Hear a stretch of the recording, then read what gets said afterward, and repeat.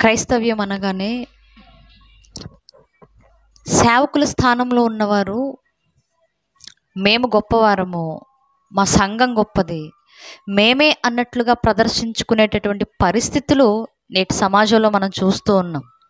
దానికి చాలా విచారించాల్సిన పరిస్థితి మనది. కానీ ఒక స్థానంలో మనల్ని దేవుడు నిలవబెట్టాడు అంటే ఆ స్థానానికి న్యాయం చేసే స్థితిలో ఉన్నవారే సేవకులు అన్న విషయము ఖచ్చితంగా విశ్వాసులు గుర్తించాలి.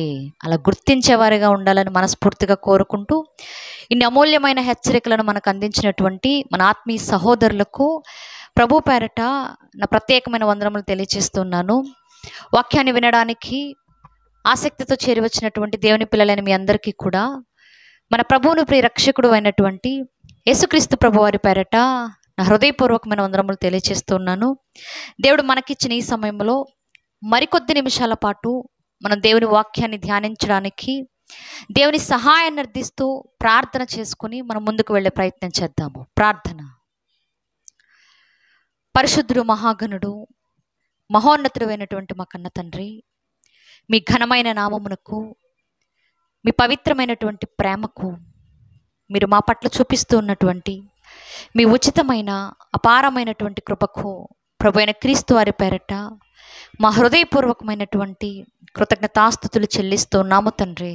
దేవా, నేటి దినాలలో నాయన మీ మాటలను తండ్రి ధ్యానించడానికి ఎంతోమంది సిద్ధపడుతూ ఉండగా తండ్రి, వారి జ్ఞానాన్ని ఆధారం చేసుకుని మీ మాటలను పక్కన పెట్టే పరిస్థితుల్లో ఉండగా తండ్రి, మీ వాక్యాన్ని ఉన్నది ఉన్నట్లుగా నేర్చుకోవడానికి మీ సహాయాన్ని మా అందరికీ అనుగ్రహించండి తండ్రి. మీ పిల్లలతో కలిసి మీ మాటలను ధ్యానిస్తూ ఉండగా సమయోచితమైన జ్ఞానముతో నన్ను నింపి నన్ను నేను కనుపరుచుకొనక మిమ్మల్ని మహిమపరిచే ఒక పాత్ర వల్ల నన్ను ఎత్తిపట్టుకునండి తండ్రి. విత్తబోయే ప్రతి మాటను కూడా నాయన మంచి నేలను పడిన విత్తనాల వల్లే ఫలింపచేసి మీరు కోరుకున్నటువంటి ఫలాలిచ్చే బిడ్డలుగా మేము ఉండుటకు మీ సహాయాన్ని మాకు దయచేయమని అర్థిస్తూ, సమస్త మహిమ ఘనత మీకే ఆరోపిస్తూ ప్రభు అయిన క్రీస్తు వారి పేరట ఈ ప్రార్థనా మనవులను మీ పాదాలకు సమర్పించి అడిగి వేడుకొని పొందుకొనుచున్నాము మా కన్న తండ్రి. ఆమెన్. మంచిది ప్రియులారా, దేవుడు మనకిచ్చిన ఈ సమయంలో ఒక చిన్న విషయాన్ని మనం ఆలోచన చేసే ప్రయత్నం చేద్దాం. ప్రియులారా, దేవుడు భూమి మీద చేసిన ప్రతిదీ మనకు కంటికి కనిపించేది ఏదైతే ఉందో వాటన్నిటినీ దేవుడు ఎలా చేశాడయ్యా అంటే స్వచ్ఛమైనదిగా చేశాడు. అంటే ప్యూర్, కల్తీ లేనిదిగా, మంచిదిగా, మనిషికి ఉపయోగపడే స్థితిలో ఉన్నదిగా, చూడడానికి చాలా మంచిగా చేశాడు. అందుకే ప్రకృతిని అంతటినీ చేసిన తర్వాత దేవుడు సమస్తాన్ని చూసి ఆయన పలికిన మాట ఏంటి? మంచిది. నేను చేసిన ప్రతిదీ మంచిది అన్నాడు. కానీ కొద్ది దినాలకే దేవుడు మంచిగా చేసినది ఏదైతే ఉందో దానిని మానవుడు పాడు చేయడం మొదలుపెట్టాడు. మనిషి ఇలా అనుకున్నాడు కదా, నేనేదో కొత్తది తయారు చేస్తున్నాను, నాకు పేరు వస్తుంది అనుకున్నాడు. కానీ దేవుడు అంతకు ముందు చేసిన దానిని పాడు చేశాను అనేటటువంటి సంగతి ఎవరికి తెలియలేదు? ఆ మనిషికి తెలియలేదు. కానీ ఆ మనిషి మనసులో అనుకునేది ఏంటి అంటే, నేనేదో కొత్తది తయారు చేశాను, నేనేదో సృష్టించాను, నేనేదో ప్రపంచానికి తెలియచేయడానికి పూనుకున్నాను అనుకుంటున్నాడు ఒక మనిషి. కానీ దేవుడు ముందుగా చేసిన ఆ ఒరిజినల్ ఏదైతే ఉందో అది మాత్రం పాడైపోయింది. ఈ విషయం నేను మీకు ఎందుకు చెప్తున్నాను అంటే, ఇప్పుడు ప్రస్తుతం భూమి మీద ప్రతి దానికి ఒక డూప్లికేట్ అనేది ఉంది. ప్రతి ఒరిజినల్కి ఒక డూప్లికేట్, ఒక నకిలీ అనేది వచ్చేసింది. ఉదాహరణకు ఒకసారి ఆలోచన చేద్దాం. డబ్బు, ఒరిజినల్ కాగితాలు, డూప్లికేట్ కాగితాలు రెండు ఎలా ఉంటాయి? ఒకేలా ఉంటాయి చూడటానికి, అవునా? కొన్నిసార్లు మనకి ఇచ్చినా కానీ మనం కనిపెట్టలేం. అంటే ఇది డబ్బు, ఇది ఒరిజినల్, ఇది డూప్లికేట్ అని మనకు ఎలా తెలుస్తుంది? తెలుస్తుందా? మా చిన్నప్పుడు ఎలా చూసేవాళ్ళం అంటే, మేము స్కూల్కి వెళ్ళే టైంలో ఇలా నీళ్ళు ఇలా వెండలో పెట్టుకుని ఆ ఫోకస్కు చూసి గాంధీ తాత కనబడుతున్నాడా, ఆ తాతయ్య ఉన్నాడంటే ఒరిజినల్, తాతయ్య లేడు అంటే ఇది డూప్లికేట్ అనుకునేవాళ్ళు. ఇప్పుడు కూడా అంతే. ఈ డబ్బు ఒరిజినల్ అని తెలియాలి అంటే కొంత టైం పడుతుంది. ఇది డూప్లికేట్ అని తెలియాలి అంటే కొంచెం టైం పడుతుంది, లేదా రిజర్వ్ బ్యాంకుకి వెళ్ళి అవన్నీ చేపించుకుంటే కానీ మనకు తెలియదు. అవునా? అవును. అంటే ఒరిజినల్ ఎలా అయితే ఉందో సేమ్ 99% డూప్లికేట్ అలానే ఉంటుంది. ఎక్కడో 1% కొంచెం తేడా అనిపిస్తుంది. ఆ తేడా గుర్తించినోడు మాత్రమే జాగ్రత్త పడగలడు. అవునా కదా? అవును. అలాగే సర్టిఫికెట్స్ ఉంటాయి. చదువుకున్న మాలాంటి పిల్లల్ని అడగండి, సర్టిఫికెట్స్ ఉంటాయి. ఇప్పుడు ఒరిజినల్ సర్టిఫికేట్లు, డూప్లికేట్ సర్టిఫికేట్లు కూడా ఒకేలా ఉంటాయి. మరి ఎక్కడ తేడా కనపడుతుంది అయ్యా మనకి? ఆ వ్యత్యాసం ఎక్కడ కనపడుతుంది అంటే చిన్న చిన్న అక్షరాల దగ్గరే కనపడుతుంది, లేదా సంతకాల దగ్గరే కనపడుతుంది. అంటే కొన్ని సంవత్సరాల పాటు చదువుకున్నటువంటి ఒరిజినల్ సర్టిఫికేట్లు కూడా డూప్లికేట్ చేయగలిగినటువంటి జ్ఞానము మనిషికి ఉంది. కానీ ఒక మనిషి చదువుకున్న చదువుని, తన జీవితాన్ని ఈ డూప్లికేట్ చేయడం వల్ల పాడైపోతుంది అనేటటువంటి విజ్ఞత మనిషికి లేదు. అంటే డూప్లికేట్ చేసే ప్రతివాడు ఎలా ఆలోచిస్తాడు అంటే, నేను మేధావిని అనుకుంటాడు, నేనే చేయగలుగుతున్నాను అనుకుంటాడు. కానీ ఒరిజినల్ స్థానాన్ని నేను సంపాదించుకోలేను అనేటటువంటిది మాత్రం మనసులోకి రాదు. ఒరిజినల్కి వాల్యూ ఎక్కువ, డూప్లికేట్కి వాల్యూ ఎక్కువ. 500 ఒరిజినల్ కాగితానికి విలువ ఎక్కువ, డూప్లికేట్ కాగితానికి విలువ ఎక్కువ. ఒరిజినల్ అనుకోండి మనం జాగ్రత్తగా తీసుకెళ్ళి బిరువాలో పెట్టుకుంటాం, డబ్బులు కాబట్టి. కానీ డూప్లికేట్ అనుకోండి చిన్నపిల్లలకి ఇచ్చి ఆడుకోమని చెప్పేస్తాం. అంటే ఒరిజినల్ వాల్యూ ఒరిజినల్కే ఉంటుంది. డూప్లికేట్ వచ్చినంత మాత్రాన ఒరిజినల్ వాల్యూ ఎప్పుడు పడిపోదు. రైట్. ఇది మనం గుర్తుపెట్టుకుంటే సంఘాల్లో కూడా ఒరిజినల్ ఎలా అయితే ఉందో అంతకు రెట్టింపు డూప్లికేట్స్ ఉన్నాయి. గమనించాలి. ఒకనాడు అపోస్తలులు 12 మందే, వాళ్ళంతా ఒరిజినల్. కానీ ఇప్పుడు అలాంటి అపోస్తలులు ఎంతమంది ఉన్నారు? ఒరిజినల్ ఎంతమంది ఉన్నారు? ఒరిజినల్ ఎంతమంది ఉన్నారు? లెక్క పెట్టాలి మన వేళ్ల మీద. డూప్లికేట్లు అయితే ఊరికొకటి కాదు, వీధికొకటి కనపడుద్ది. అంటే సంఘాలు పుట్టగొడుగుల్లో పుట్టుకొస్తున్నాయి. సంఘాలు వీధికొక సంఘం, ప్రాంతానికి 10 సంఘాలు, మండలానికి కొన్ని 100 సంఘాలు తయారైపోయాయి. కానీ వాటన్నిటిలో ఒరిజినల్ ఏది అని మనం గమనించగలిగితే కేవలం మన ఆత్మను రక్షించుకోగలం. బైబిల్లో కొన్ని మాటలు ఉన్నాయి, ఒకసారి మనం వాటిని చూసుకుంటూ ముందుకు వెళ్ళే ప్రయత్నం చేద్దాం. దేవుడు భక్తుల ద్వారా సంఘానికి కొన్ని హెచ్చరికలను చెబుతూ పౌలు గారి ద్వారా ఒక సంఘానికి ఒక మాట రాయిస్తూ ఉన్నాడు. చూద్దాం ఒకసారి. హెబ్రీలకు రాసిన పత్రిక, హెబ్రీలకు రాసిన పత్రిక 13వ అధ్యాయము 17వ వచనము. మీ పైని నాయకులుగా ఉన్నవారు లెక్క అప్పచెప్పవలసిన వారి వలె మీ ఆత్మలను కాయిచున్నారు. చాలమ్మ.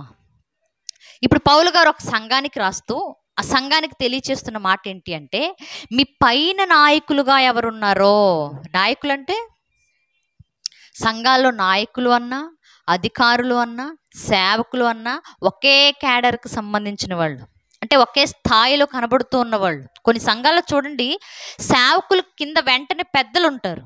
అవునా? సంఘ పెద్దలు. సంఘ పెద్దలతో పాటు కొందరు అధికారులు ఉంటారు. అంటే వాళ్ళ కేటగిరీస్ అవన్నీ. కానీ మనం బైబిల్ కొనమాలలో వాటిని చూస్తే అందరూ ఒకే క్యాడర్లో కనపడతారు. ఇప్పుడు మీ పైన, సంఘము పైన నాయకులుగా ఎవరైతే ఉన్నారో, సేవకులు కానివ్వండి, అధికారులు కానివ్వండి, సంఘ పెద్దలు కానివ్వండి, వీళ్ళు ఎవరైతే ఉన్నారో, ఒక నాయకుల స్థానంలో ఎవరైతే ఉన్నారో వారు దేవునికి లెక్క చెప్పవలసిన వారుగా ఉన్నారా లేదా అనేది ఎవరు చూడాలట? ఎవరు చూడాలి? విశ్వాసులుగా, సంఘస్థులుగా మనం చూడాలి. నా పైన ఉన్న నాయకుడు ఎలా ఉన్నాడు, నా పైన నాకు చెప్పేవాడు ఎలా ఉన్నాడు, నాకు బోధించేవాడు ఎలా ఉన్నాడు, నాకు బోధించేవాడు కేవలం నాకు బోధించడం మాత్రమేనా, వాడు కూడా పాటిస్తున్నాడా లేదా అనేది ఎవరు చూసుకోవాలి? విశ్వాసులు చూసుకోవాలంటున్నాడు. మీ పైన నాయకులుగా ఉన్నవారు లెక్క అప్పజెప్పవలసిన వారి వలె మీ ఆత్మలను కాయచున్నారు. అంటే సేవకుల స్థానంలో ఉన్న వాళ్ళకి మొట్టమొదటిగా ఒక లక్షణం ఉండాలట. ఏంటో తెలుసు? అది నేను నా దేవునికి లెక్క చెప్పాల్సినటువంటి రోజు ఉంది. దేవుడు నాకు ఇచ్చినటువంటి ఈ సంఘాన్ని నేను ఎలా కాస్తున్నానో, నేను ఎలా చూస్తున్నానో, నేను ఎలాంటి వాక్యపు ఆహారంతో బోధిస్తున్నానో, నన్ను నమ్ముకున్నటువంటి విశ్వాసులు ఎవరైతే ఉన్నారో ఈ సేవకుడు నిజంగా నన్ను దేవునికి దగ్గర చేస్తాడు అనుకొని ఈ సంఘానికి వచ్చినటువంటి ఒక విశ్వాసిని నేను దేవునికి దగ్గర చేశానా లేనా అనేది ఎప్పటికప్పుడు తన మనసులో ఏముండాలట, లెక్క చెప్పాలనే ఆలోచన ఉండాలట. అంటే సంఘములో మొట్టమొదటిగా కాపరికి ఉండాల్సిన ఒక ఆలోచన ఏంటో తెలుసా? దేవుడు నన్ను లెక్క అడుగుతాడు అనే ఆలోచన. నేను ఒక విశ్వాసి గూర్చి నా దేవుని ఎదుట నిలవబడి లెక్క చెప్పాలనేటటువంటి ఒక ఆలోచన సంఘ కాపరికి, నాయకులకి, అధికారులకి, సంఘ పెద్దలకు ఖచ్చితంగా ఉండాలి అన్నాడు. ఈరోజు మన సంఘాలను మనం పరిశీలించుకుందాం. సేవకుల స్థానంలో ఉన్న వారికి ఇలాంటి ఆలోచన ఉందా? చాలా తక్కువ. వచ్చారా, సంచుల్లో వేసేసారా, సాయంత్రానికి లెక్క పెట్టుకునేటప్పుడు చేతికి సరిపడా వచ్చాయా, చాలు. అంటే ఎంతసేపు సంఘం వెళ్ళిపోయిన తర్వాత నువ్వు లెక్క పెట్టుకుంటూ కూర్చుంటున్నావే తప్ప దేవునికి లెక్క చెప్పాలనేటటువంటి ఒక ఆలోచన, దేవుడు లెక్క అడుగుతాడనేటటువంటి విషయము ఈరోజు హేమాహేమీలుగా ఉన్న సేవకులకు కూడా ఎందుకు రావట్లేదు? ఎందుకంటే వాళ్ళు డూప్లికేట్ అన్న విషయము వెంటనే మనం గుర్తించాలి. ఇదొకటి. రెండోది ఏమంటున్నాడు? మీ ఆత్మలను కాయచున్నారు, వారు దుఃఖముతో ఆ పని చేసిన ఎడల మీకు నిష్ప్రయోజనము కనుక దుఃఖముతో కాక ఆనందముతో చేయనట్లు వారి మాట విని వారికి లోబడి ఉండుడి. ఏమన్నాడు? మీ సేవకుడు నిజంగా నిన్ను కాపలా కాస్తుంటే, నిజంగా నీ ఆత్మీయ జీవితం గురించి ఆలోచిస్తూ ఉంటే, నిజంగా నిన్ను దేవునికి దగ్గర చేస్తూ ఉంటే నువ్వు నీ కాపరి మాట విను. ఎందుకంటే నీ గురించి ఆలోచిస్తూ నీ కోసం దేవుని ఎదుట విజ్ఞాపన చేసే ఒక మంచి కాపరి, ఒక నాయకుడు నీకు దొరికినప్పుడు నువ్వు ఆ కాపరి మాట ఏం చేయాలి? ఖచ్చితంగా వినాలి, ఖచ్చితంగా లోబడాలి. లోబడకపోతే ఒక విశ్వాసిగా నువ్వు లెక్క చెప్పాల్సిన పరిస్థితి వస్తుంది. నీకోసం సేవకుడు లెక్క చెప్పాలనే ఆలోచనతో నిన్ను కాపలా కాస్తూ జాగ్రత్త పడుతూ ఉన్నప్పుడు నువ్వు నీ సేవకుడు మాట వద్దు, నువ్వెంతసేపు చెప్పినా నాకు అనవసరం, నేను వచ్చి వినేసి ఒక గంట 2 గంటలు గడిపేసి హ్యాపీగా వెళ్ళిపోతానికి చాలు అనుకున్నావు అనుకో, నువ్వు లెక్క చెప్పాల్సిన రోజు ఉంది అన్నాడు ఆయన. అందుకని నీ కాపరి మాట విని నీ బ్రతుకును మార్చుకొని నీ కాపరికి లోబడి నీ కాపరికి మంచి స్థానాన్ని ఇవ్వు అన్నాడు. అంటే కాపరిని గౌరవించమన్నాడు, కాపరిని లోబడమన్నాడు, కాపరికి తగ్గింపు స్వభావంతో జాగ్రత్తగా ఉండమన్నాడు కాపరి దగ్గర. అంటే కాపరిని మంచి స్థానంలోనే పెట్టాడు. నువ్వు కూడా అదే స్థానంలో చూడాలి అంటున్నాడు. అంటే కాపరిని గౌరవించాలి, కాపరి మాట వినాలి అనగానే చాలామంది సేవకులు మనసులోకి వచ్చిన మాట ఏంటో తెలుసా? ఇక మేమేం చెప్పినా వినాలి. నువ్వు ముందు ఆ విశ్వాసిని కాస్తున్నావో లేదో చూసుకో, అప్పుడు నీ మాట వింటారు. నువ్వు కాయకుండా గాలి కొదిలేసి నీ మాట వినాలంటే ఎలా వింటుంది సంఘం? వినదు. పూర్వకాలం రోజులేం కావిది. నువ్వు మాట విను అంటున్నాడు, జాగ్రత్తగా విను. వినకపోతే నష్టపోయేది నీవే, లెక్క చెప్పేది నీవే అని విశ్వాసికి కూడా హెచ్చరిస్తున్నాడు. ఈ మాట చాలామంది సేవకులు గట్టిగా పట్టుకొని మేమేం చెప్పినా వినాలి. మీరు ఏం చెప్తే వినాలి? దశంభాగాలు ఇవ్వాలి అని చెప్పగానే ఆ మాట వినేయాలా? లేనివాడి దగ్గర కూడా పిండుకునే పరిస్థితిలో ఈరోజు సంఘాలు ఉన్నాయంటే ఆశ్చర్యం కాదు. అంటే మనకు నచ్చిన మాటలు చెప్పేసి ఆ మాట నువ్వు వినాలి అంటే దేవుడు దాన్ని ఒప్పుకోడు. అందుకే అంటున్నాడు కదా, జాగ్రత్త. విశ్వాసకి 2 జాగ్రత్తలు చెప్పాడు. ఏంటో తెలుసా? 1, ఒరిజినల్ ఏదో గుర్తించాల్సిన బాధ్యత నీదే, డూప్లికేట్ ఏదో గుర్తించాల్సిన బాధ్యత నీదే. ఇక్కడేమో కాపరిని గౌరవించండి అన్నాడు, కాపరి మాట వినండి అన్నాడు, కాపరికి లోబడి ఉండండి అన్నాడు. అంటే కాపరిని ఉన్నత స్థాయిలో పెట్టాడు. అవునా? అవును. ఇదే మాట మరొకసారి చూద్దాం. యోహాను గారు రాసినటువంటి పత్రిక, యోహాను గారు రాసినటువంటి 2వ పత్రిక 10వ వచనం. అధ్యాయం అడగండి, ఒక్కటే ఉంటుంది. ఎవడైనను ఈ బోధను తేక మీ వద్దకు వచ్చిన ఎడల వానిని మీ ఇంట చేర్చుకొనవద్దు, శుభమని వానితో చెప్పనూ వద్దు. శుభమని వానితో చెప్పువాడు వాని దుష్టక్రియలలో పాలివాడగును. ఏమన్నాడు? ఎవడైనా సరే ఈ బోధను తేక, ఏ బోధ? ఏ బోధ? ఈరోజు వీధికో బోధ, మొత్తం ఒక బోధ ఏం లేదు. కొంతమంది ఏమో యేసుక్రీస్తు దేవుడు అంటారు, మరికొంతమంది ఏమో ఎబ్బెబ్బే మనకు ఎంతమంది దేవుళ్ళు ఉంటారేంటి, మనకు యేసుప్రభు దేవుడు కాదంటారు. మరికొంతమంది ఏమో పరిశుద్ధాత్ముడు ఏదో అప్పుడప్పుడు వచ్చి చుట్టం చూపుకి వెళ్ళిపోతుంటాడు, ఆయనతో పెద్ద మనకు పని లేదంటుంటారు. మరికొంతమంది ఏమో మేము ఇశ్రాయేలీలు అంటారు, మరికొంతమంది ఏమో మేము భారతీయులు అంటారు. అంటే ఇన్ని బోధలు చూడండి, ఎన్ని ఉన్నాయో, చాలా బోధలు. కానీ బైబిల్లో భక్తులు మాట్లాడుతున్నది ఏ బోధయ్యా అంటే మనకు 9వ వచనంలో కనపడుతూ ఉంటుంది. ఒకసారి చూద్దాం.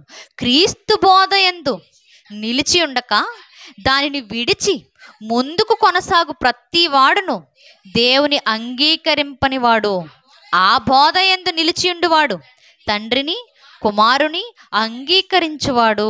చాలు. ఇప్పుడు పైన అన్నాడు కదా, ఒక బోధ ఉంది బాబు అన్నాడు. ఏంటయ్యా బోధ అంటే క్రీస్తు బోధ. క్రీస్తు బోధ అంటే ఈరోజు బోధ చేసే వాళ్ళందరూ క్రీస్తు పేరట బోధ చేస్తున్న వాళ్ళే. యేసుక్రీస్తు వారి పేరు లేకుండా ఎక్కడైనా బోధ వినబడుద్దా? యేసుక్రీస్తు వారి పేరు లేకుండా ఎక్కడైనా పాటలు వినబడతాయా? యేసుక్రీస్తు వారి గురించి లేకుండా ఎక్కడైనా ఒక సంఘం నిలబడిద్దా?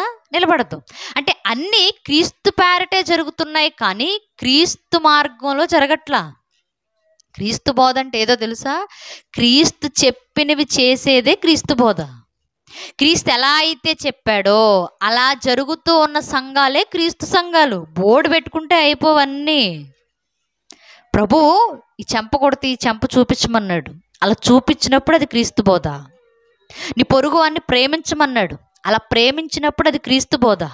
నా మార్గంలో నడవండి అన్నాడు, ఆయన మార్గంలో నడిచినప్పుడు అది క్రీస్తు బోధ. క్రీస్తు కొరకు ఏదైనా సరే వదులుకునే స్థితిలో మనల్ని ఉండమన్నాడు, అలా ఉన్నప్పుడు అది క్రీస్తు బోధ. అంటే క్రీస్తు వారు బ్రతుకులో ఏదైతే చేసి చూపించారో అది మన బ్రతుకులో చూపిస్తే అది క్రీస్తు బోధ. ఇప్పుడు ఈ బోధను కాకుండా ఎవరైతే వాళ్ళ అవసరాల కొరకు, ఎవరైతే వాళ్ళ స్వార్థం కొరకు, ఎవరైతే వాళ్ళ స్వలాభాన్ని అపేక్షించి ఎవరైతే మీ గుమ్మాల దాకా వస్తారో అలాంటి వాళ్ళ మొహాల మీదే తలుపులేసేయండి అన్నాడు భక్తుడు. అవునా? ఈ బోధన తేక మీ ఇంటికి ఎవరొచ్చినా సరే, మీ వద్దకి ఎవరొచ్చినా సరే వాడిని మీ ఇంట్లో కూడా చేర్చుకోవద్దు. అదేంటండి పాస్టర్ గారు కదంటే పాస్టర్ గారే, అది ఒరిజినల్ డూప్లికేటా? అదేంటండి బైబిల్ పట్టుకుని ఇంటికి వచ్చారండి పాస్టర్ గారు కదండి అంటే పాస్టర్ గారే. ఓకే, బైబిల్ పట్టుకుంటే పాస్టర్ అయిపోతారా? బైబిల్ పట్టుకుంటే క్రీస్తు బోధన తెచ్చేసినట్టేనా? బైబిల్ పట్టుకుంటే దేవుని తరపున వచ్చిన మనిషేనా? అందుకే అంటున్నాడు కదా, దొంగ బోధకులు ఉన్నారు కాబట్టి వాళ్ళని మీ ఇంట్లో కూడా చేర్చుకోకండి. ఒకచోట ఏమో గిన్నెడు చన్నీళ్ళు ఇస్తే ప్రతిఫలం పోగొట్టుకో అన్నాడు, కానీ ఇక్కడ చన్నీళ్ళు కాదు, ఇంట్లోకి రానిచ్చినా కానీ నువ్వు వాళ్ళ పాపాల్లో పాలు పంపులు తీసుకున్నట్టే అన్నాడు. అంటే ఒరిజినల్ ఏమో నువ్వు చన్నీళ్ళు ఇచ్చినా సరే దాని ప్రతిఫలం నువ్వు పొందుకుంటావు. డూప్లికేట్కి నువ్వు ఇంట్లోకి రానిచ్చావు అంటే వాళ్ళ పాపాల్లో కూడా నువ్వు పార్ట్నర్షిప్ తీసుకుంటావు అన్నాడు. అంటే చన్నీళ్ళు ఇవ్వాలా, ఇంట్లోకి రానివ్వకుండా ఉండాలా అన్నది ఎవరు తెలుసుకోవాల్సిన విషయం? విశ్వాసులుగా మనమే. మనకంటూ కొన్ని బాధ్యతలు ఉన్నాయి. విశ్వాసులుగా ఇప్పటిదాకా మనం ఏమనుకున్నామంటే నాకు ఏ పని లేదు, నాకు ఏ బాధ్యత లేదు, పాస్టర్ గారు వస్తారు, లేదా అన్నయ్య వస్తాడు, లేదా చెల్లెమ్మ వస్తుంది, చెప్పేస్తారు, వెళ్ళిపోతారు, వాళ్ళ పనులు ఇవి అనుకుంటాం. మనం చెప్పేసి వెళ్ళిపోతే వాళ్ళ పనులు అవుతున్నాయి. ఓకే, నువ్వు గమనించి ఆచి తూచి ఆలోచించి నడుచుకోవడంలో నీ బాధ్యత ఉంది, అది గుర్తుండట్లా మనకి. అందుకే అన్నాడు కదా, నీ ఎంట చేర్చుకునవద్దు, ఇంకా శుభం అని వానితో చెప్పను. ఏమి చెప్పొద్దట? శుభం అంటే వందనాలండి అని కూడా అనొద్దు అంటున్నాడు ఆయన. దుష్టుడు నీ దగ్గరకు వచ్చినప్పుడు క్రీస్తు బోధ కాకుండా అపవాది సంబంధమైన బోధన తీసుకొచ్చినప్పుడు, వాళ్ళ స్వలాభాన్ని ఆశించి ఒక బోధతో నీ దగ్గరకు వచ్చినప్పుడు అసలు అలాంటి వాళ్ళ ఇంట్లోకి రానివ్వడం కాదు, వందనాలు కూడా చెప్పకు నువ్వు, శుభాలు కూడా తెలియజేయకు నువ్వు అంటున్నాడు. ఒకవేళ నువ్వు ఇంటికి రానిచ్చిన, వారికి వందనాలు చెప్పినా, వాళ్ళ పాపాలలో, వాళ్ళు ఎదుటివారిని మోసం చేసేటటువంటి పనుల్లో నీవు కూడా పాలిభాగం తీసుకున్నవాడివే అన్నాడు. ఇప్పుడు విశ్వాసులు ఎంత జాగ్రత్త పడిపోవాలి అంటే, డూప్లికేట్ ఏదో ఒరిజినల్ ఏదో గమనించేటటువంటి జ్ఞానం ఎవరు సంపాదించుకోవాలి? విశ్వాసులుగా మనమే సంపాదించుకోవాలి. ఈరోజు ఉందా? ఏమీ లేదు. ఎవరు బ్యాగ్ వేసుకుని వచ్చినా ఇంట్లోకి రమ్మంటమే, ఎవరు బైబిల్ పట్టుకొని వచ్చినా కూర్చోబెట్టడమే. టీలు కాఫీలు కూడా మళ్ళీ బోనస్గా ఇచ్చి పంపిస్తాం మనం. ఎందుకు? ఆ బైబిల్ చూడగానే దేవుని మీద ఉన్నటువంటి ప్రేమను బట్టి, ఆ బైబిల్ చూడగానే దేవుని మీద ఉన్నటువంటి మమకారాన్ని బట్టి, ఆ బైబిల్ పట్టుకొచ్చిన వాడు మంచోడో చెడ్డోడో కూడా చూడట్లే. అలా చూడకున్నావు అంటే మోసపోయేది మనమే. దేవుడు ఒరిజినల్కి ఎంత విలువిస్తున్నాడో డూప్లికేట్కి అంతగా సీరియస్ అయిపోతాడు. మర్చిపోవద్దు. నిజంగా చెప్పాలి అంటే ఒరిజినల్ నిజమైన సేవకుల్ని ఒక్క మాట అన్నా దేవుడు ఒప్పుకోడు ప్రియులారా, నిజంగా ఒప్పుకోడు. బైబిల్ చరిత్రలో సేవకుడు అనగానే వెంటనే మనకు కొంతమంది గుర్తొస్తారు. వెంటనే ఎవరెవరు గుర్తొస్తారు? మోషే గారట, ఇంకా ఏలియా గారు, ఇంకా ఎలీషా గారు, ఇంకా ఇప్పుడు సేవకులు అనగానే వెంటనే కొంతమంది పేర్లు గుర్తొచ్చాయి. వాళ్ళలో కూడా మొట్టమొదటి పేరు ఎవరిది గుర్తొచ్చింది? మోషే గారిది గుర్తొచ్చింది. ఎందుకు మోషే గారే గుర్తొచ్చారు? ఎందుకంటే నాకు తెలిసి కొన్ని లక్షల మందికి, సుమారు 25 నుండి 30 లక్షల మందిని నడిపించిన సేవకుడు ఆయనే. ఏలియా గారు సేవ చేశారు, కానీ అంతమంది శిష్యులను తయారు చేయలేదు. ఎలీషా గారు కూడా సేవ చేశారు, కానీ అంతమందిని దేవుని తరపున నిలబెట్టలేదు. కానీ మోషే గారు చూడండి, 80 ఏళ్ల వయసు నుండి 40 సంవత్సరాల వరకు, అంటే 120 ఏళ్ళు వచ్చే వరకు కూడా, లాస్ట్ 80 సంవత్సరాలు కొన్ని లక్షల మంది జనాభాని ఒక దేశము నుండి దాటించుకొని దేవుడు చెప్పిన దేశానికి నడిపిస్తూ ఎన్ని ఇబ్బందులు పడి ఉంటాడు ఆ సేవకుడు, ఎన్ని ఇబ్బందులు పడి ఉంటాడు. నీళ్ళు రావట్లేదని మోషే మీద సణిగారు, ఓర్చుకున్నాడా లేదా? అసలు అంతమంది, అన్ని లక్షల మంది ప్రజలు మాకు వాటర్ రావట్లేదు, మాకు తినడానికి సరిగా ఆహారం లేదు, మా పరిస్థితులు ఎలా ఉన్నాయి అని ఒకేసారి మీద పడిపోతూ ఉంటే అసలు వాళ్ళందరినీ కూల్ చేసి, వాళ్ళందరినీ ప్రశాంతంగా మరలా కూర్చోబెట్టి యథావిధిగా పరిస్థితిని చక్కబెట్టాలి అంటే నిజంగా అసలు ఎంత జ్ఞానం ఉండాలి. మన ఇంట్లో 2 పిల్లలకు సమాధానం చెప్పడానికి మనం చచ్చిపోతాం.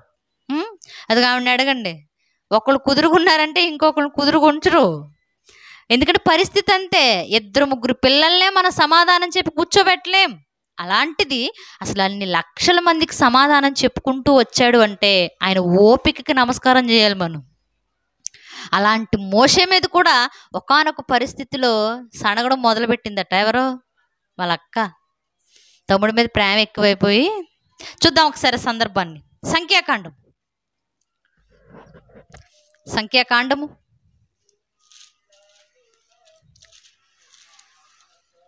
12వ అధ్యాయము.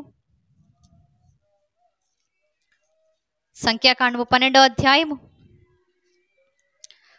మొదటి వచనము నుండి. మోషే కూషు దేశపు స్త్రీని పెళ్లి చేసుకుని ఉండెను గనుక అతడు పెళ్లి చేసుకొని ఆ స్త్రీని బట్టి మిర్యాము అహరోనులు అతనికి విరోధముగా మాట్లాడిరి. ఏం మాట్లాడుతున్నారట? కొన్ని లక్షల మంది ప్రజలను నడిపిస్తూ ముందుకు వెళ్ళిపోతూ ఉంటే దేవుడు నిలవబెట్టుకున్న సేవకుడు అన్న సంగతి మిర్యాముకు తెలుసా తెలీదా? తెలుసు. అహరోనుకు తెలుసా తెలీదా? తెలుసు. తెలిసినప్పటికీ అతని వివాహం గురించి ఆలోచించేటప్పటికీ మోషే గారి మీద అరవకుండా ఉండలేకపోయారట. అందుకే మోషేకి విరోధముగా, మోషే గారిని దేవుడు నిలవబెట్టుకున్నాడు అన్న సంగతి తెలిసినప్పుడు మరి మోషే గారికి విరోధంగా మాట్లాడుతూ ఉంటే దేవునికి విరోధంగా మాట్లాడుతున్నానేమో అనే ఆలోచన ఎందుకు రాలేదు వారి ఇరువురికి? రాలేదు. కొన్నిసార్లు అంతే, కొన్ని ఆలోచించేటటువంటి మనస్తత్వం అప్పటికప్పుడు రాదు. అరుస్తున్నారట, నువ్వు మన ఇశ్రాయేలీలో మనుషులు లేరనా ఆ కూషు దేశపు స్త్రీని తెచ్చుకొని పెళ్లి చేసుకున్నావు? మన ఇశ్రాయేలీలో అమ్మాయిలు ఏమన్నా కరువు అయిపోయారా? ఎక్కడో ఉన్న ఆ అమ్మాయిని చేసుకుని వచ్చావు? మన ఇశ్రాయేలీలో ఇంతమంది ఆడబిడ్డలు ఉండగా నువ్వు కూషు దేశపు స్త్రీలు ఎలా ఉంటారో తెలుసా? ముట్టుకుంటే డాగడిపోయేలా ఏమి ఉండరు. కూషు దేశపు స్త్రీలు అంటే నల్లగా ఉంటారు, అంత ఎర్రగా ఉండి అందంగా ఉండేటటువంటి పరిస్థితి కాదు. అసలు ఆయన పెళ్ళే అనుకోకుండా, ఆలోచన లేకుండా జరిగిపోయిన పెళ్ళి. కూషు దేశపు స్త్రీ. మనం చూడ అంత ఇశ్రాయేలీల్లో అందంగా ఉండే స్త్రీలు ఉంటారు, కానీ కూషు దేశపు స్త్రీలు అందంగా ఉండరు. నల్లగా ఉంటారు, చామన ఛాయగా ఉంటారు. ఇప్పుడు అలాంటి ఒక అమ్మాయిని పెళ్లి చేసుకున్నావేంటని ఆ ప్రయాణంలో మొదలు పెట్టారట ఈ గొడవ, ఫ్యామిలీ గొడవ. విరోధంగా మాట్లాడుతున్నారట. అంటే దేవుని పక్షాన నిలవబడిన వ్యక్తికి విరోధంగా మాట్లాడుతున్నావు అనుకోవట్లా. అసలు ఆ అమ్మాయిని ఎందుకు చేసుకున్నావు నువ్వు? ఇలా విరోధంగా మాట్లాడడం మొదలు పెట్టారట. తర్వాత వారు మోషే చేత మాత్రమే యెహోవా పలికించిన ఆయన మా చేతను పలికింపలేదా అని చెప్పుకొనగా యెహోవా మాట వినెను. మోషే భూమి మీద ఉన్న వారందరిలో మిక్కిలి సాత్వికుడు. ఏమన్నాడు? ఇలా సణుగుతూ విరోధంగా మాట్లాడుతూ వారు ఇరువురు అన్నారట, ఏంటి దేవుడు మోషేతో మాత్రమే పలికించాడా మాటలు, మాతో పలికించలేదా? దేవుడు మోషేతో మాత్రమే మాట్లాడా, మాతో మాట్లాడలేదా? దేవుడు మోషేకి మాత్రమే చెప్పాడా మాటలన్నీ, మాకు చెప్పలేదా? అంటే మోషే ఎలాంటి వాడో మేం కూడా అలాంటి వాళ్ళమే అనుకున్నారట. కాదు, మోషేతో ఎలాంటి పనులైతే దేవుడు చేయించుకున్నాడో ఆ పనులన్నిటిలో మేం కూడా ఉన్నాం కదా అనుకుంటున్నారట. అందుకే దేవుడు అన్నాడు కదా, విని విని మోషే భూమి మీద ఉన్న వారందరిలో మిక్కిలి సాత్వికుడు. సాత్వికుడు అంటే మన భాషలో చెప్పనా, ఈ చెంప మీద కొడితే ఆ చెంప చూపించి వెళ్ళిపోయే పరిస్థితి. సాత్వికుడు. అన్ని లక్షల మంది అరుస్తుంటే కూడా కూల్ చేయగలిగాడంటే ఈయనెంత సాత్వికంతో మాట్లాడుంటాడు. ఎర్ర సముద్రం పాయలైపోయినప్పుడు నడిపించాలి అంటే అన్ని లక్షల మందిని జాగ్రత్తగా, స్కూల్లో చూడండి 4 గంటలకు బడి అయిపోయిన తర్వాత పిల్లల్ని లైన్లో పంపించాలి అంటేనే 2-3 టీచర్లు కాపలా ఉండాలి. అవునా కదా? అవును. మరి ఇప్పుడు అన్ని లక్షల మందిని ఎర్ర సముద్రంలో నుంచి దాటించాలి అంటే ఒక్కడి వల్ల అయిందంటే సాత్వికుడా కదా? అందుకే అన్నాడు కదా, భూమి మీద ఉన్న వారందరిలో మిక్కిలి సాత్వికుడు.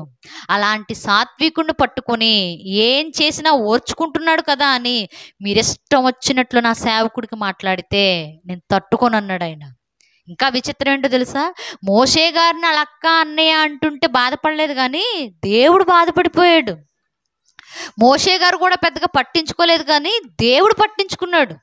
మా అక్కే కదా, మా అన్నయ్య కదా అని మోషే గారు ఊరుకున్నా, నా సేవకుడు కదా నేనెందుకు ఊరుకోవాలనుకున్నాడు దేవుడు. వెంటనే రమ్మన్నాడు కదా. 3వ వచనమా 4వ వచనం, యెహోవా మీరు ముగ్గురు ప్రత్యక్షపు గుడారమునకు రండని హఠాత్తుగా మోషే, అహరోను, మిర్యాములకు ఆజ్ఞనిచ్చెను. ఆ ముగ్గురు రాగా యెహోవా మేఘస్తంభములో దిగి ప్రత్యక్షపు గుడారం యొక్క ద్వారమునొద్ద నిలిచి అహరోనును మిర్యాములను పిలిచెను. వారిద్దరూ రాగా ఆయన, నా మాటలు వినుడి, మీలో ప్రవక్త ఉండిన ఎడల యెహోవానగు నేను దర్శనమిచ్చి అతడు నన్ను తెలుసుకొనున్నట్లు కలలో అతనితో మాట్లాడుదును. నా సేవకుడైన మోషే అట్టివాడు కాడు. ఏమన్నాడు? నేను మోషేతో పాటు లేనా? మోషేతో మాత్రమే మాట్లాడా? మోషేతో మాత్రమే పలికాడా అని మీరు అరుస్తున్నారే, మీ ముగ్గురు ఒకసారి ప్రత్యక్ష గుడారం దగ్గరికి రండి. స్కూల్లో పిల్లలు అల్లరి చేసి గొడవాడితే ప్రిన్సిపల్ అంటాడు ఏమని, నా క్యాబిన్కి రండి, కమ్ టు మై క్యాబిన్. అవునా? నా రూమ్కి రండి మీరందరూ, అయిపోయిన తర్వాత, లేదా క్లాస్ అయిపోయిన తర్వాత, లేదా స్కూల్ అయిపోయిన తర్వాత అంటాడు. ఇప్పుడు దేవుడు కూడా అదే అన్నాడు, మీ ముగ్గురు ప్రత్యక్ష గుడారం దగ్గరికి రండి, మీతో మాట్లాడాలన్నాడు.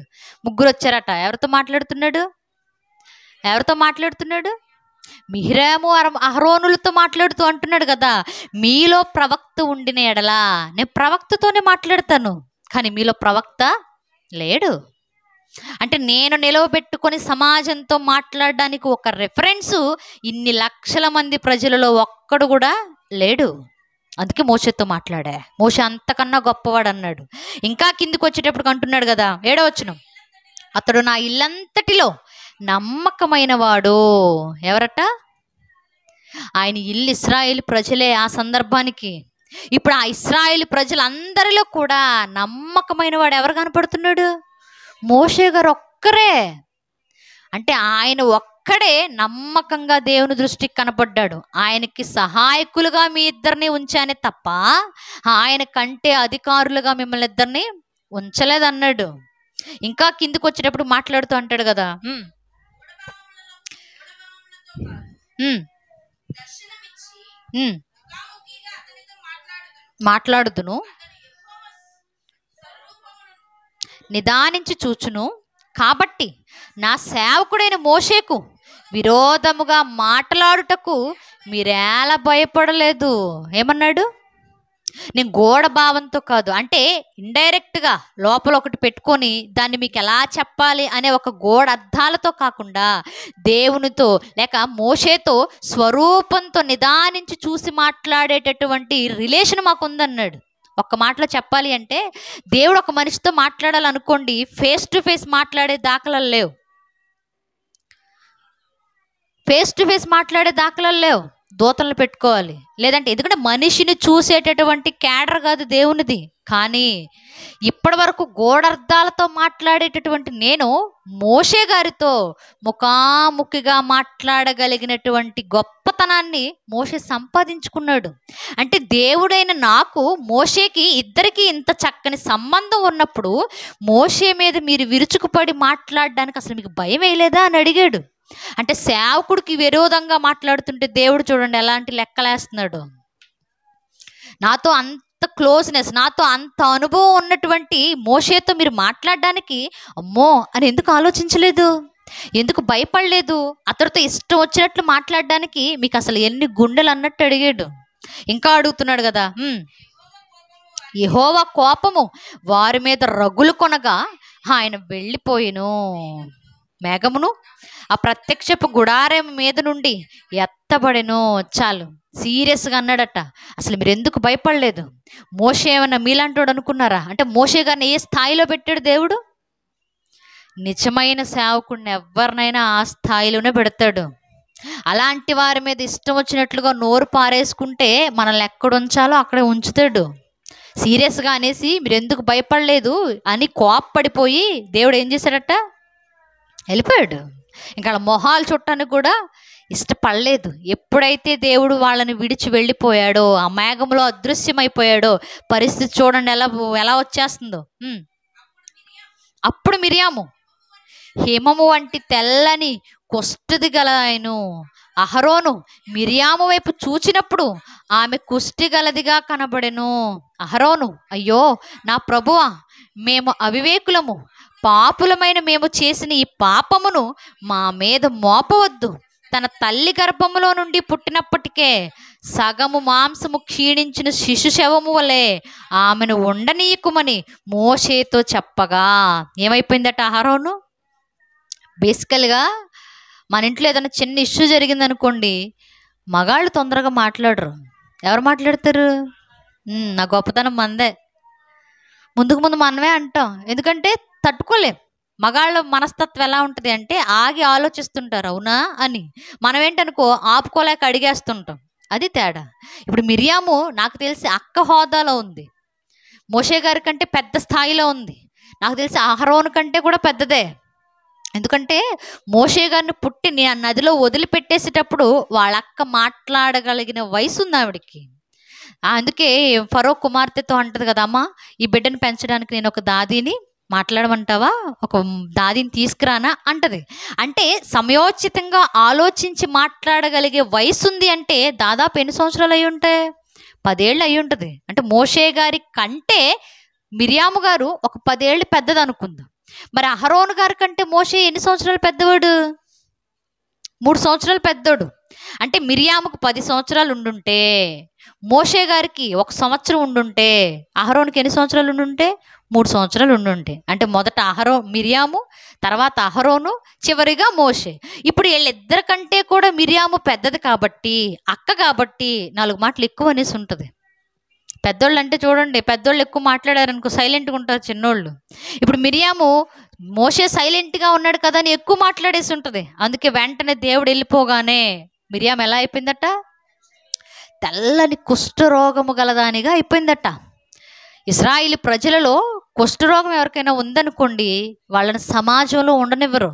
ఎందుకు రానివ్వరు, ఇక కలవనివ్వరు. ఆ కుష్ఠరోగం తగ్గేంత వరకు పాళెము వెలుపలు ఉండాలి. అంటే ప్రాంతం బయట ఉండాలి. మనుషులతో కలవడానికి, మాట్లాడడానికి, తినడానికి, తిరగడానికి ఏమీ ఉండకూడదు. సపరేట్గా ఉండాలి. ఇప్పుడు దాకా ప్రజల మధ్యలో నుంచొని గంభీరంగా మాట్లాడిన ఈమె సమాజం వెలుపల ఎక్కడో బయట ఉండి కుష్ఠరోగంతో బాధపడుతూ ఉందనుకో సమాజం ఎలా చూస్తుంది? ఆవిడకున్న గొప్పతనం పోయినట్టేనా? దేవుడిచ్చిన స్థానాన్ని ఆవిడ పోగొట్టుకున్నట్టేనా? ఇప్పుడు కుష్ఠరోగిగా అయిపోగానే వెంటనే అహరోను చూశాడట. చూసి వెంటనే దేవునికి ప్రార్థన చేయడం మొదలుపెట్టాడయ్యా. పుట్టిన పసిపిల్లలు ఎలా అయితే తెల్లగా ఒక స్కిన్ ఎలా ఉంటుంది పుట్టినప్పుడు చిన్నపిల్లలదే చర్మం చాలా డెలికేట్గా ఉంటుంది. ఇప్పుడు ఆవిడ చూడగానే అలా కనబడుతుంటాయా, తల్లి గర్భంలో నుంచి శిశువు వచ్చినప్పుడు సగం మాంసం క్షీణించిపోతే ఎలా ఉంటుందో అలా ఉంది, అలా చెయ్యకు అని వెంటనే అహరోను దేవుని ఎదుట విజ్ఞాపన చేస్తూ ఉంటే మరలా మోషే గారే దాన్ని సరిచేయాల్సిన పరిస్థితి వచ్చింది. నిజంగా డూప్లికేట్ సేవకుడు అనుకోండి ఎలా ఆలోచిస్తాడో తెలుసా? ఇప్పటిదాకా నన్ను అన్నావుగా అనుభవించు అనుకుంటాడా లేదా?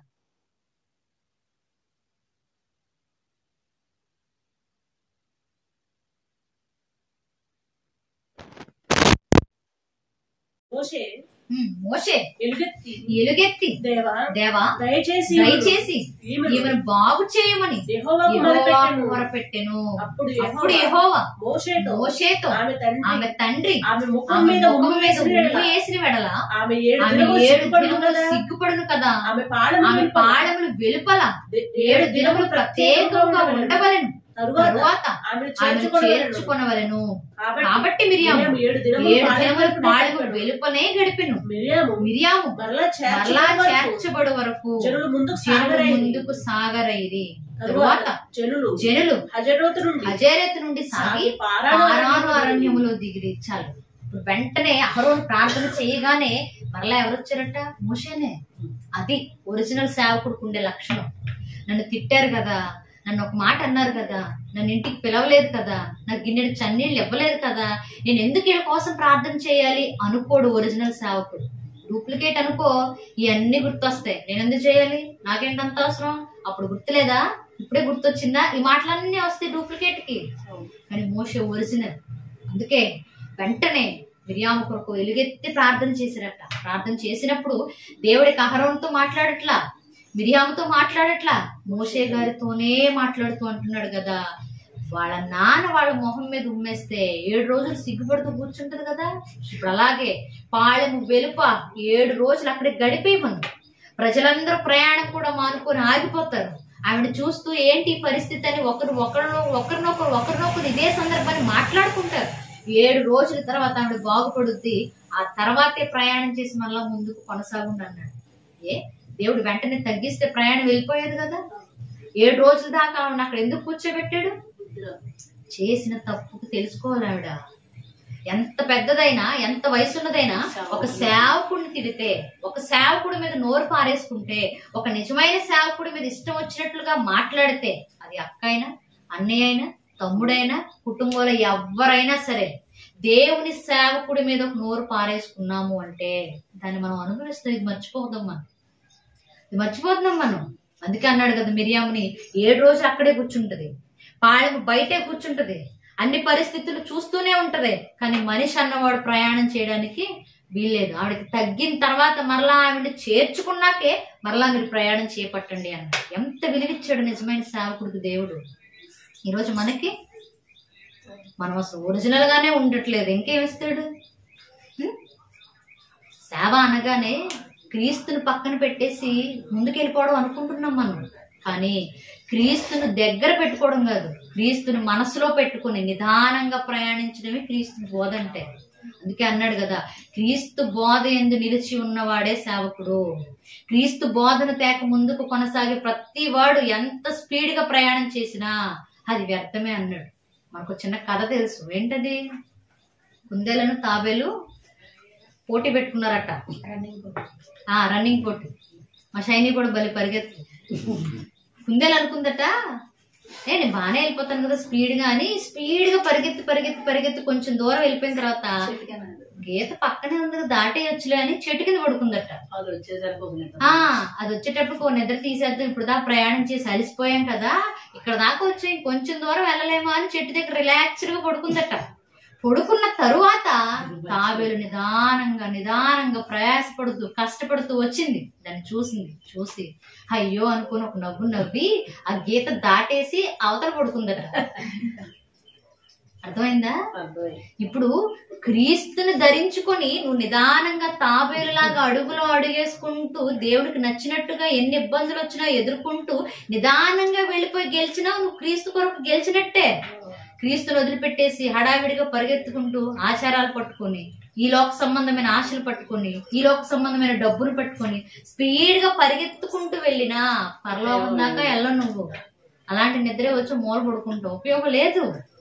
అందుకే అంటున్నాడు కదా, డూప్లికేట్ ఏదో ఒరిజినల్ ఏదో గమనించే స్థితిలో సంఘము ఉండాలి.